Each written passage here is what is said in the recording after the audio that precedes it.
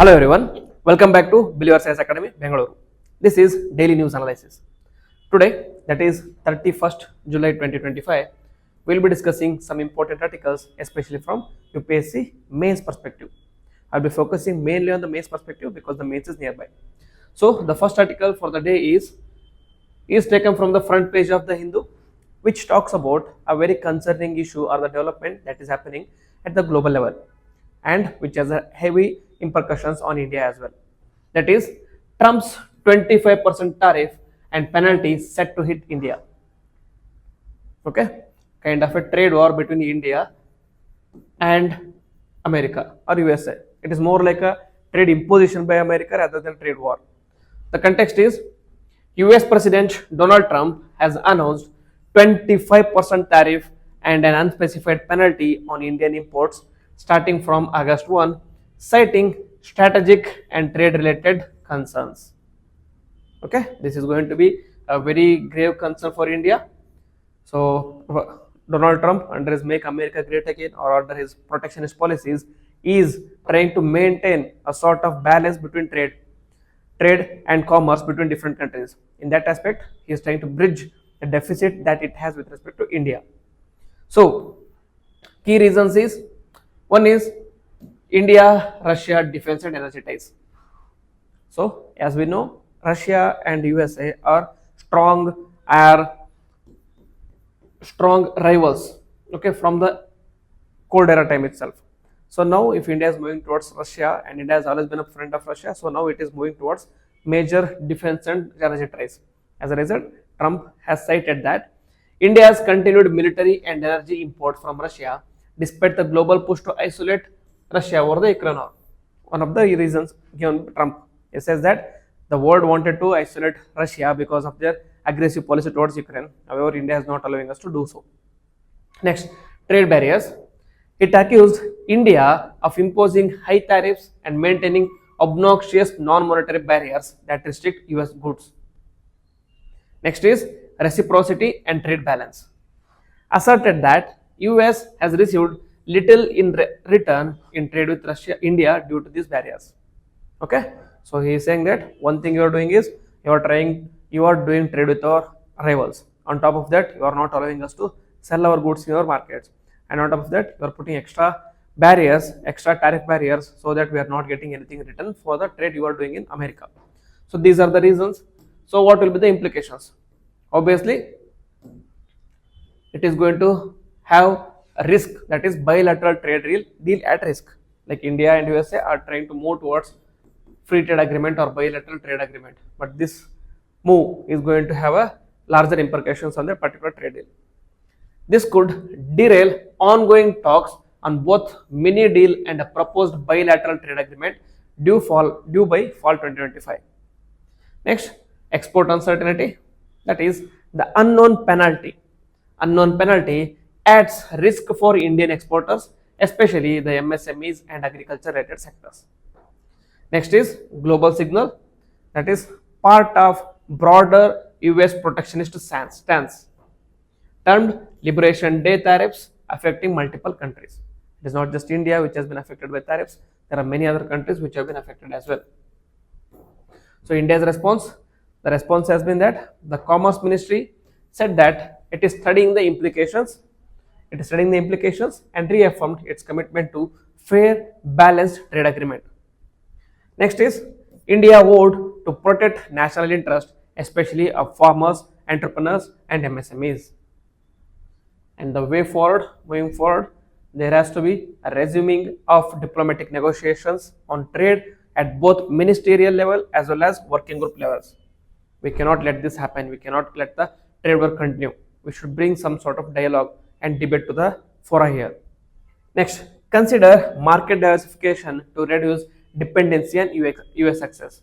Okay, fine. If USA is not allowing us to trade in USA, we can find other alternatives such as European Union, Russia and South America and other areas. This can be seen as an alternative. Next, navigate geopolitical tightrope between Russia and the US carefully.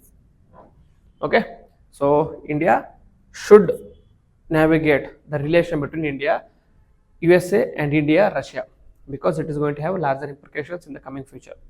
So this is the first article for the day. Second is again from the front page of the Hindu, which talks about UN reports inclusion of TRF, a boost to India's anti-terror drive. We will see what is the TRF and what the issue is about. India's global campaign against cross-border terrorism received a diplomatic boost after the inclusion of the resistance front in the UN Security Council's 1267 Sanctions Committee. Okay, this TRF is based in Pakistan, which is considered to be the proxy Pakistan. It is considered to be proxy of Lashkar-e-Taiba. Okay, so now this TRF, which was considered as a proxy, has now been identified as a main or chief contributor to Lashkar-e-Taiba. As a result, it has been put as a global terrorist organization by United Security Council's 1267 Sanctions Committee. You have to remember this one. So we'll understand what is TRF. It is the resistance front, is considered as proxy of Lashkar-e-Taiba. India holds TRF responsible for several terror attacks, including the April 22 Palgam attack, which killed 26 civilians very recently. As a result, India had to take up Operation Sindoor. Next, UN's acknowledgement. The UN monitoring team noted that TRF initially claimed responsibility for the Palgam attack and later retracted the claim. Next, multiple member states of the United Nations acknowledge link between TRF and LET, with some stating TRF is synonymous with LET as well. So this can be a huge boost to India's anti or cross-border terrorism. Many countries coming in unison to condemn TRF and LET. So what was the role of India's diplomacy here? India had deployed a technical team to engage with 1267 committee, emphasizing Pakistan-based terror threats. India views UN members or UN mention as validation of its position on Pakistan's use of terror proxies. Okay. Next is the US support. Very significant. Just we talked about US and India trade deals or India trade war, and now we are talking about USA in other aspects. So there is always a de-hypening of interest in terms of international relations. De-hypening of IR. So here on July 17, US State Department designated TRF as foreign terrorist organization and specially designated global terrorist. This was the news on July 17. Now this has been put under United Nations Security Council's 1267 watch list as well. So this is a huge diplomatic boost. And the Operation Sindoor, that is Indian armed forces undertook cross-border strikes targeting terror training sites in Pakistan. Officials suggested rising tensions could be exploited by terror groups like TRF. Then the parliamentary mention is that recently External Minister S. Jaishankar referred TRF during his Lok Sabha address on July 20, underlining its threat to national security. Okay, so very good news for India, bad news for Pakistan and TRF. Next, the third article is about an editorial from the Hindu, which talks about India's police must get out of dirty Harry shadows. Okay, first we will understand there are two kinds of model in policing. One is dirty Harry model and other is Sherlock Holmes model. We'll just discuss.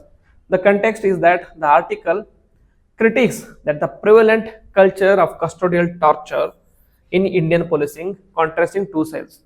And also recently we discussed about custodial deaths in India. Highest number of deaths are reported in Tamil Nadu, followed by Uttar Pradesh and Bihar and other states. So there is high number of custodial deaths due to torture given by policing. So there is lack of sensitization or sensitization, not sensitivization. It is sensitization among the Indian policing. Okay. So this is what they are trying to discuss here. There are two kinds of model in policing. One is Sherlock Holmes model, which is based on evidence-based, rational and lawful. Second is Dirty Harry model. What is Dirty Harry? It is coercive, violent, results oriented at any cost. If you just see the features of the two models, you can just identify which model does India belong to or Indian police belongs to. This Dirty Harry model. You might have known about Sherlock Holmes. Sherlock Holmes is a character, a character or a character of fiction who is a secret agent of Britain, and there have been many books written on him, and there have been many movies also have been written on him. So that is why Sherlock Holmes, he does it based on the evidence, and he is very rational and lawful. He doesn't resort to coercion, violence, or result oriented at any cost. For him, evidence is paramount. That model is absent in India. Next, they give like that author gives certain data about custodial deaths and culture of impunity. That is, between 2018 to 2023, there have been 687 custodial deaths. Gujarat 81, Maharashtra 80, Tamil Nadu, etc. And then recently this data has been changed. There have been more than 80 or 90 cases with Tamil Nadu alone. That is why I said Tamil Nadu stands first now. Next, torture often occurs off record, bypassing CCTV and legal oversight. There are mandates to have CCTV in the prisons, not prisons, the jails. Okay, whenever there is a custody, there is a prisons, and the judicial enquiry. Okay, judicial enquiry has to done under the guise of CCTV, but that has been bypassed in many cases. Next, victims are majorly from the marginalized communities such as Dalits, tribals, migrants, and the poor. Torture reflects a deep-rooted structural injustice. Okay, what was used by British or the British police during the colonial era to suppress nationalism. They wanted to suppress nationalism, they wanted to suppress patriotism. As a result, they had to go for coercive methods. But the sad part is this coercion or the colonial legacy has been carried forward by Indian police as well. Okay, we not only borrowed the system, we also borrowed the negatives as well. That has to be changed. Next is legal frameworks and the gaps. In D.K. Basu 1996, SC laid down procedural safeguards for custodial deaths. Next, in case Puttaswamy case, the court said that right to dignity and bodily autonomy should be upheld. The Supreme Court has said that right to dignity along with bodily autonomy. Why? Because in the custodial torture, people are tortured to death. So their bodily autonomy is not upheld in that cases. Next, the Law Commission's 273rd report urged anti-torture legislation in the custodies, but the law hasn't been brought yet. India is yet to ratify UN Convention against torture. Next, ranked high risk in Global Torture Index. So these are some of the legal and regulatory gaps that are persisting in India. This becomes very important for you. D.K. Basu, Supreme Court recommendations, K.S. Puttaswamy, dignity, bodily autonomy, Law Commission, anti-torture legislation, not yet ratified UN Convention against torture, and also it is risked as a high risk or ranked as high risk in the Global Torture Index. These are very minute but significant for your main answers, which can fetch you that extra 1 or 2 marks. Next, scientific evidence against torture. Shane O'Mara in 2025 says that torture impairs memory, increases false confessions. That is what happens in India. There is a age-old joke where the Indian police are seen beating a horse. When you ask why you are beating horse, we are like, the horse is not accepting it as an ox. So we will beat it till it accepts itself as a horse. So they do not focus on evidence. Instead, they focus on coercion, so that in the end they break down mentally, they break down physically, and accept to whatever they are trying to say against them.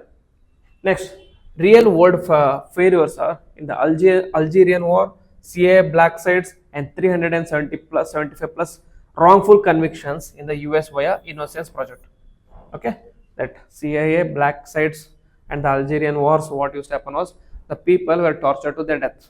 They were tortured so much so that people were trying to escape from this torture by giving their false confessions. So that is some of the examples of real world failures of this torture. So successful global models in UK is the peace model, that is rapport building, open-ended questions, and video recorded interviews. Next is, this has been adopted by Norway, Canada, and New Zealand as well. Next is FBI CIA HIG studies. That is, non-coercive methods are more accurate and timely. They bring the real culprits into justice rather than innocents into injustice.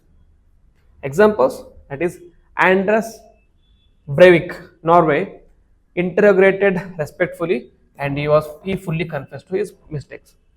Next is Nazibullah Jazi in USA, cooperated without coercion, helped dismantle terror cell in USA. So they are trying to argue that instead of torture, what you should focus on is Sherlock Holmes model. This is evidence-based model.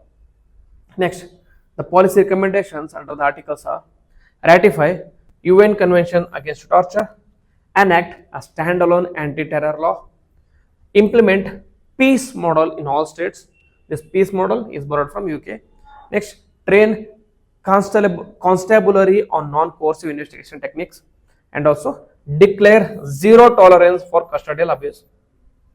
All the people involved in the custodial abuse or custodial death should be punished thoroughly so that it acts as a deterrent in the future. Next, another editorial from the Hindu, that is spectacle, privacy and sharing in the digital age. So it talks about a very recent incident. So how that recent incident was seen as a joke throughout the world, but however there are deeper concerns that has to be addressed. That is a viral kiss cam video from the Coldplay concert in Boston involving two corporate employees triggered global outrage, moral judgment, and CEO's resignation as well. This incident becomes a case study in digital ethics, privacy, platform responsibility, and public morality in the age of virality. Okay, so there are two couples or corporate employees who went to Coldplay concert, and in USA or in Coldplay concert there is a culture of kiss cam. Kiss cam. What happens in kiss cam is the camera is panned to two couples. Camera is panned to a couple and the couple has to kiss. And here they span to a couple, that is two corporate individuals, and it turned out to be they are having an affair. It turned out that they were not couples, rather they were having an affair. As a result, it became a big issue and it became big news and became a funny meme as well, and reels were made on that incident. And the larger implications were he is now divorced and also resigned from CA position. So this is a larger implication, how just a small kiss cam video from the Coldplay concert can turn an individual's life around. So spectacle versus privacy. The video's spread shows how innocuous moments can become global content, damaging the reputations. Lateral surveillance, that is Mark Adrejovic. Ordinary people use digital tools to monitor and expose others. You might have seen really recent culture where people start recording another person without a consent. So without concern as well, without consent. So this is what is happening is lateral surveillance. Next is surveillance capitalism, given by Shoshana Zuboff. He says that platforms feel emotional, ambiguous content to maximize engagement. How do you maximize engagement? The content has to be emotional. Content has to be ambiguous. And contents have to be TRP worthy. Only then it becomes more engaging and gains more engagement. As a result, it is going along with engagement, it is also gaining you clout, what is called as popularity. Okay. Next, consent, context, and harm. The viral content often targets vulnerable groups such as women, Dalits, tribals, and the poor. The contextual integrity, as given by Helen Nissenbaum, says that privacy is not secrecy, but control over context. Visibility is not consent. Just because you have decided to go to a particular concert or particular match doesn't mean that you are given consent to use your privacy. Okay, so we have to understand one thing: visibility is not consent. So there has to be contextual integrity as well. Just because you went to an event, it doesn't mean that people can take a picture of you and make a news out of you. There has to be context as well. Digital vigilantism, given by Daniel Trottier. He says that social media users act as informal enforcers without facts or due process. So they say that information travels faster than the mind. Okay. So one more thing is truth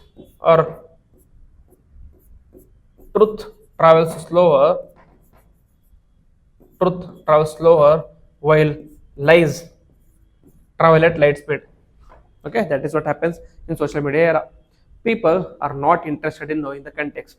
People are not at all interested in knowing the real truth. What they want is, they want some sort of gossip, they want something to talk about. As a result, they will get an image or get a reel or get some message from the WhatsApp or Instagram or any other social media, and what the immediate thought is, they will start gossiping about it and they will start sharing with the other people. That is what happened in this case as well. They start becoming moral enforcers. There, this becomes a media trail as well. Challenges with media and algorithms. Verification crisis. That is, legacy media mirrors viral trends without fact checking, eroding journalistic ethics. Okay, social media, anyway, it is very difficult to control or monitor. So that is expected for people in social media to spread the news. But what is concerning is that the legacy media in the sense the media which has been there from the long ages, are also falling fool for this trend. What they are doing is, for their TRP views, for their engagement in their websites, they are trying to share these videos without any evidences. And later, if the evidence is wrong, they will send an apology saying that this is wrong, we are wrong on this particular case, and however the damage is already done. Next, platform design. Algorithms prioritize virality over truth, encouraging performance and outrage. Same thing happened with the CEO case. In India, social hierarchies amplifies the risk, especially for creators from marginalized communities.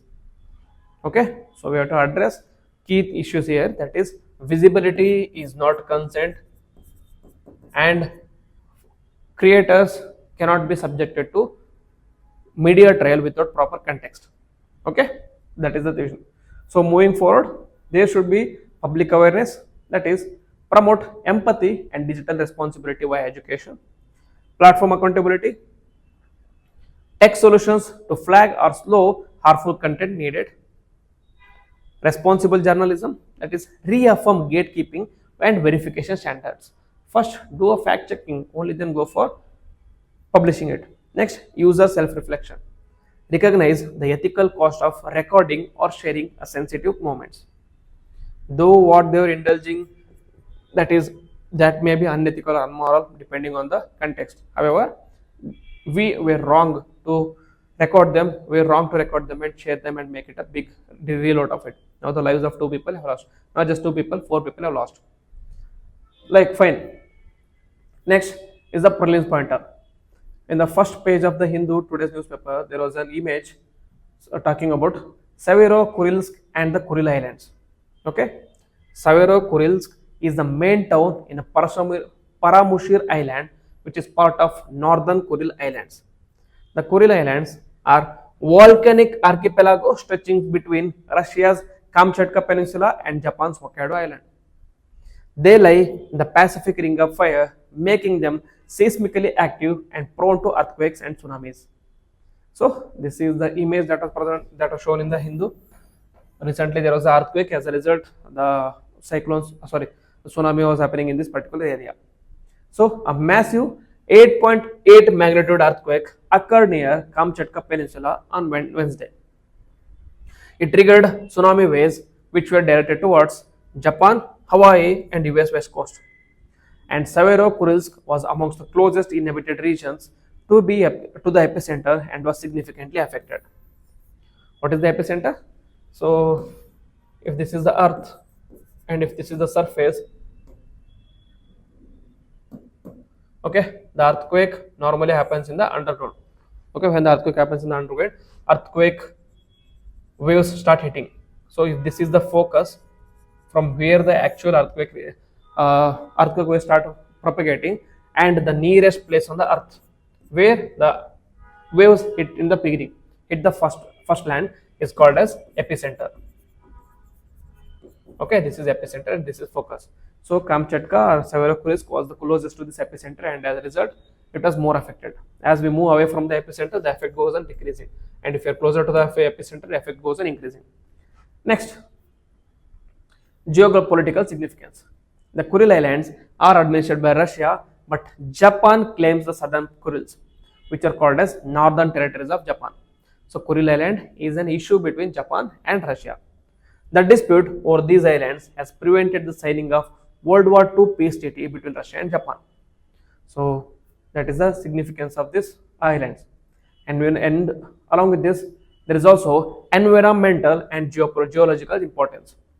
That is rich in marine biodiversity, fisheries and mineral deposits, home to several active volcanoes, frequent site for scientific, seismic and volcanic research due to high tectonic activities. Next is about chronic traumatic encephalopathy. This was also present in Press Information Bureau. It says that recently the 27-year-old gunman in the NFL headquarters shooting in New York cited CTE in his suicide note, linking the condition to his mental health struggles. So recently there was a gun shoot happened in the NFL headquarters in New York. As a result, many people died, and later he committed suicide himself. However, in his suicide note, he mentioned CTE to be primary cause behind this action.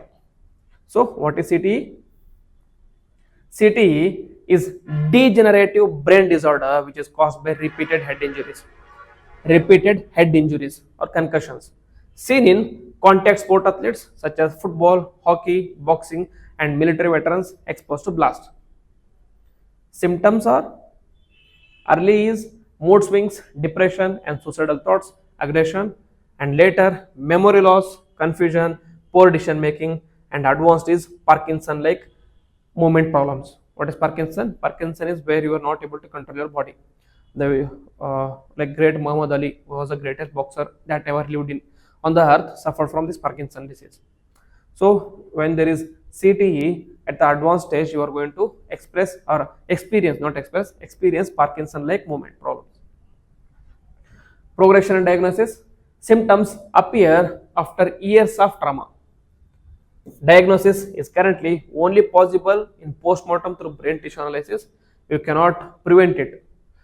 Next is treatment. There is no cure available.